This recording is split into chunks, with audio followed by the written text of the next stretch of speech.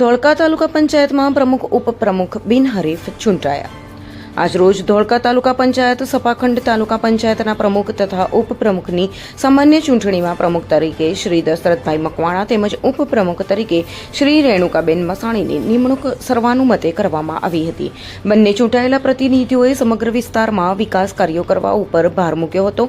Bharatiya Janata party Ahmedabad જિલ્લાના સૂચન અને માર્ગદર્શન હેઠળ ભારતીય જનતા પાર્ટીના નિશાન પર ચૂંટાયેલા ધોળકા તાલુકા પંચાયતના સભ્યોમાંથી ધોળકા તાલુકા પંચાયતના વિવિધ પદાધિકારીઓ પણ નિમણૂક કરવામાં આવી, જેમાં કારોબારી ચેરમેન તરીકે શ્રી પિનલબેન ગૌરવભાઈ ચાવડા, પક્ષના નેતા તરીકે શ્રી મહિપતસિંહ મનુભાઈ ડાભી અને દંડક તરીકે શ્રીમતી દક્ષાબેન અશોકકુમાર વસાવાની વરણી કરવામાં આવી હતી।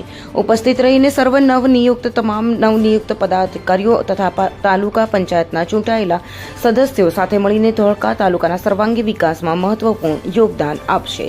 આ અવસરે અમદાવાદ જિલ્લા ઉપપ્રમુખ તેમજ પ્રભારી કનુભાઈ પરમાર, ધોળકા તાલુકા સંગઠન પ્રમુખભાઈ વિષ્ણુભાઈ પરમાર, મહામંત્રી હિતેન્દ્રસિંહ વાઘેલા, સંગઠનના હોદ્દેદારો, આગેવાનો, कार्यकर्ताओं मोटी संख्या में हाजिर रहा था।